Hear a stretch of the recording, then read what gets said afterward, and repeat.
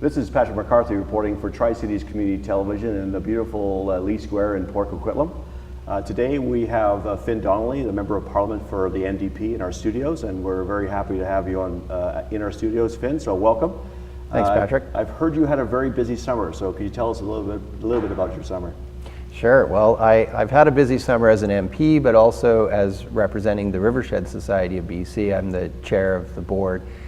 So in this summer, besides my bill, which I know we'll get into and talk about, our organization is celebrating 20 years. So the Watershed Society turned 20 years this year.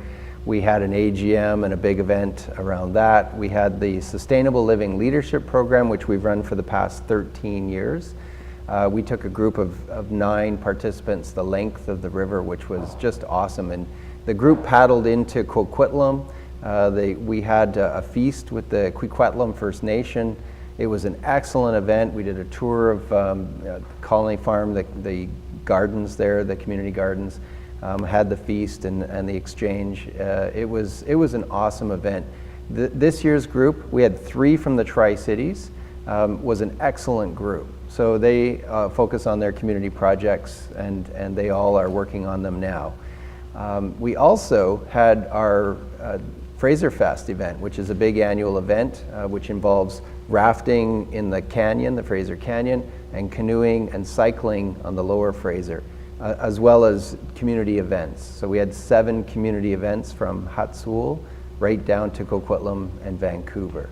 So that really kept me busy with basically those 2 big events, the Sustainable Living Leadership Program and Fraser Fest. And with Fraser Fest, we did have organized a paddle into Coquitlam, and Tri-City Community Television was there filming that paddle. It was awesome. We had a great day. We had 2 canoes traveling from Fort Langley to Coquitlam, and it was a great experience. And what we're trying to do with Fraser Fest is get people, 3 things really, is to really get to know your watershed. So that's where rafting or paddling or cycling or swimming or walking, hiking, just ways of getting out in nature and getting to know your watershed. The second is we want to encourage people to find out what the issues are threatening the health of those waterways. So what's impacting your watershed? Is it climate change? Is it habitat development or habitat loss from development? Is it pollution? So find out about the threats threatening the health of your watershed, because we all depend on our watersheds. And finally, it's to commit to action. So we have a Watershed Pledge that we're encouraging people to sign, that they are committing to make a difference by lowering their footprint in their watershed. So we had hundreds of people sign the Watershed Pledge. You can go to rivershed.com and sign up and take the pledge, learn about what's involved, and then commit to signing as well. So that's the Fraser Fest and the event. We're trying to grow that every year, get more municipalities, more communities that are along the Fraser involved and engaged, and get more people, whether they're students or First Nations or environmental stewards or local government businesses, get them involved with finding out about their watershed, learning about their watershed, and taking action in their watershed. And at each of these events, as a member of Parliament, I was able to talk about my private member's bill. I talked about the need to protect wild salmon, and that resonated throughout the summer in different communities, whether I was in just starting up at Hatzoul, which is north of Williams Lake, or in Williams Lake, in Lillooet, a number of First Nation chiefs, for instance, very concerned about salmon. Salmon coming back this year. We had a record low. The worst salmon return, Fraser sockeye return in history. So, we know the impacts are there. We've had better years. This obviously was a bad year. But people are very connected to wild salmon, and they want to protect wild salmon. So as an MP, I have a bill that I'm calling the Wild Salmon Protection Act, which will, if enacted, will change the Fisheries Act to introduce closed containment, that fish farms on the West Coast must transition to closed containment technology. within 5 years. So, and we'll talk a little bit, I have a couple of questions about your private members bill, but I want to go back to even on the Rivershed side of the Yes. society. I mean, from when you sort of started your early swims down the Fraser, and we were at those festivals, it seems like the people are, like you said, they're very concerned about their environment. They're very connected to this thing, this river. Is that reassuring for you when you see the turnout and the response from the people? Well, absolutely. In fact, when I did my first swim in 1995, and then I re-swam it in 2000, 5 years later, that's exactly why I did the second swim, was to find out, are people more aware of the impacts or the issues, and are they more concerned? And what I found even back then, 16 years ago, was yes, there was an increase. And since then, there's been an even greater increase of awareness. People realize what the issues are, and they want to help. They want to make a difference. And they want their, whether it's local, provincial, or federal governments, or First Nation governments, to make a difference as well, addressing those issues that we care about, whether it's salmon, water quality, rivers, our forests. I mean, we live in an amazing place, whether it's down here, in the Tri-Cities, or up the Fraser, the interior, or anywhere in British Columbia. It's a pretty incredible place that needs definitely to be protected in order to have a sustainable community. So a few questions back to your private members bill. You've got 5,000 plus petitions already. So what challenges do you see in sort of getting this bill to be passed within government? Right, so this summer we launched our campaign and we put out an e-petition as well as a paper petition. So there's two opportunities. The e-petition is now closed. It was 120 days. And we got almost 5,000 signatures, but then combined with the paper petition, which is still going, so people can still go to findonnelly.ca and sign the petition, which is, it's kind of odd, but it's electronic petition, but it is not a registered e-petition. Like I said, that has closed, but the time you can still lend your name. We have over 5,000 signatures. We need, the reason we need those signatures is to impress on government that, yes, we need to make change. And this is a way people can lend their voice and their support to this proposed legislation. We want to see a transition from open net farms. We're not saying we want to shut them down. Some people are. We're not saying that. I'm saying we need to transition from that technology, which allows the pollution to just go right into the ocean, which affects the salmon as they swim by. And we want to say, look, you need to transition to closed technology.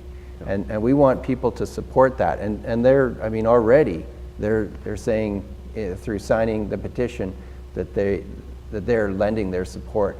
And we're just getting going. Soon we're going to launch to the media our campaign and the proposed bill.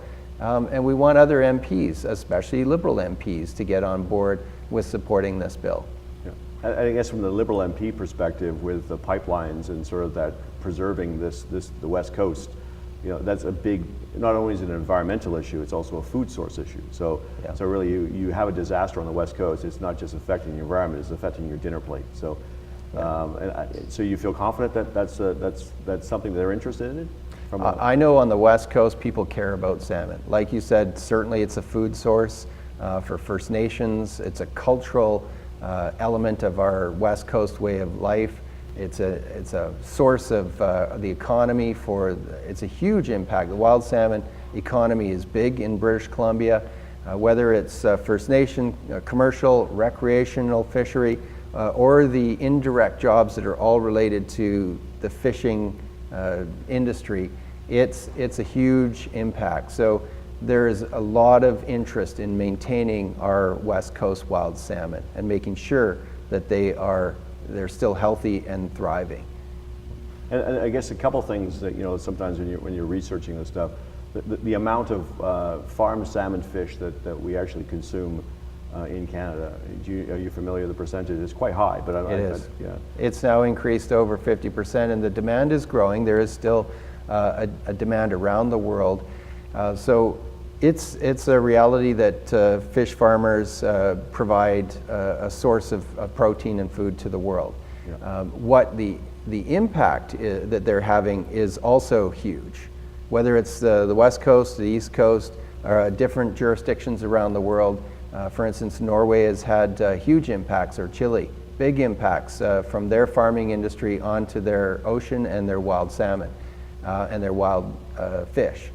In BC, we've had a similar issue of a long, 30-year industry of open net farms, and we've now got only a very short window of a new open net farm, closed containment with, for instance, Katera on the west coast, coming in as a new player and showing the way.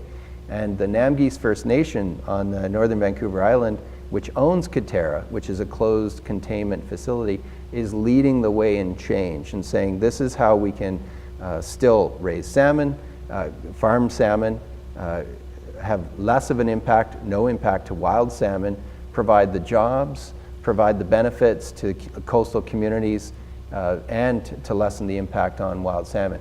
This is a win-win. This is happening actually on both coasts. There's sustainable blue on the east coast, but it's the west coast that this bill focuses on, and that's why I'm focused on west coast wild salmon. Yes, like you said, it's a transition, but I guess what the fact I found that was interesting is that the open salmon farms really are at the where the wild salmon come after they've sort of hatched and they're moving out into the wild.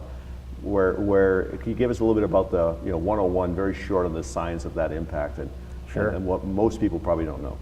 Well, the salmon come out of the Fraser River, for instance. Let's use the Fraser because that's one of the largest salmon producing systems on the planet.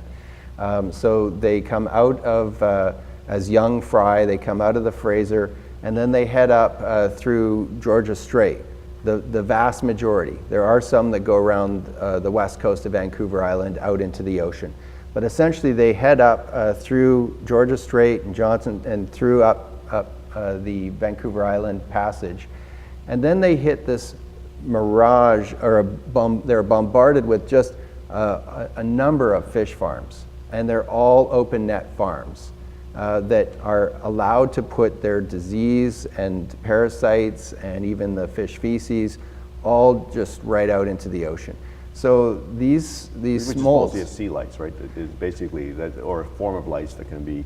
Yes, you swim by this body of contained fish. Yeah, and this is normal with all farming practices. You have disease. This is not unusual. Right. This is just a fact of raising animals in concentrated areas. So this is no different than on land, but it's concentrated in certain areas, and the wild salmon have to swim right through this. So this impacts the lice, so it'd be like swimming through an area of intense disease or problems like lice. And you've seen, there's been documentation of salmon smolts that are getting lesions and lice, and they get impacted. Now, some can survive, and others can't. So this becomes an issue when you combine it with other threats that are happening in the ocean, whether it's acidification, climate change, food issues, the plastic, temperature. There's all sorts of conditions in the ocean that are becoming problematic for survival. And that's something where the Department of Fisheries and Oceans needs to improve. They don't have the science to know what's happening out there as much. We're getting more information every year, but we still know that we don't know enough, but we know that there are some impacts. Combined with disease, that spells disaster. This summer we had the worst return of sockeye up the Fraser in recorded history. That should send off alarm bells. I mean, I remember when I first got elected in 2009, we had a terrible run. It was 1.1 million return of sockeye to the Fraser. This year was less than 800,000. These are strong indications. We had one year, 2010, where it was a huge return.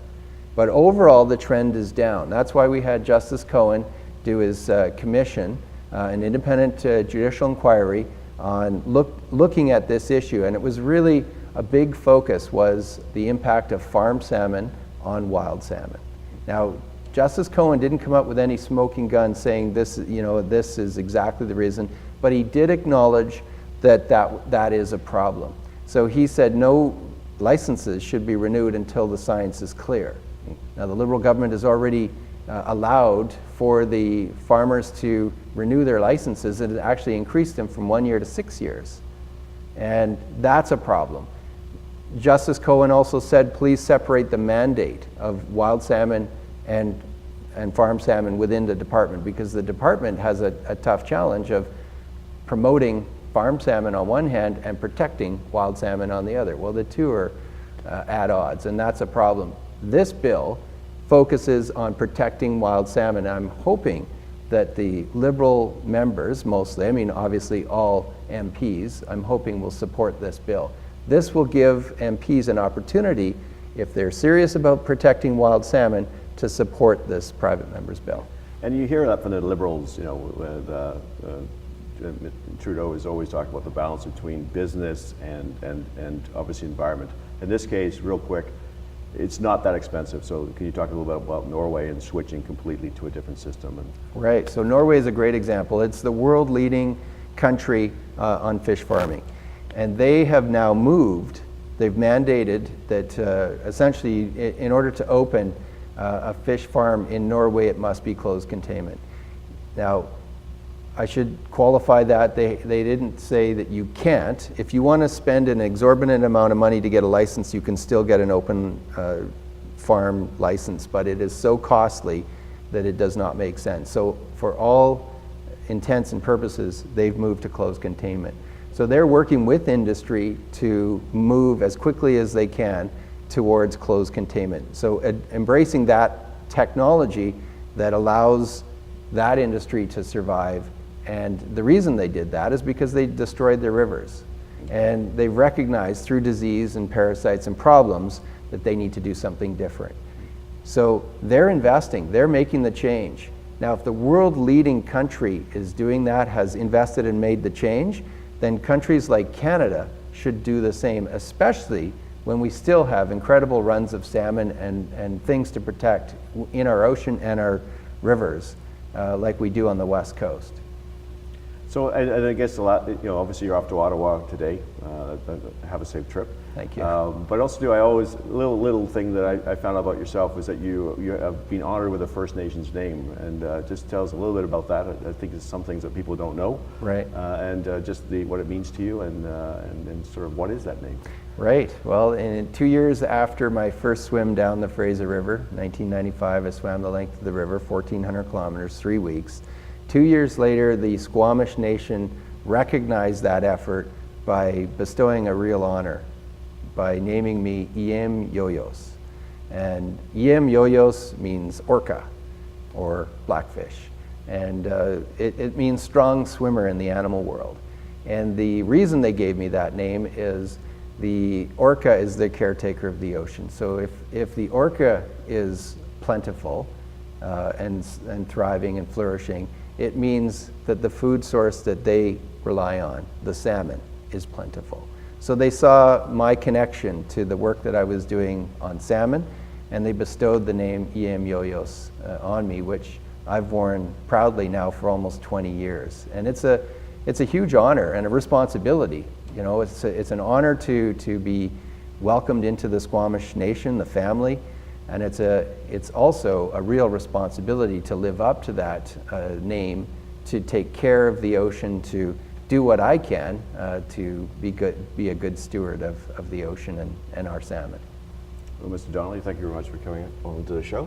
Thanks, Patrick. This is being Fin Donnelly on Tri-Cities Community Television in the beautiful Lee Square studios. If you want to know more of how you can help Mr. Donnelly and his private members bill, please go to findonnelly.ca.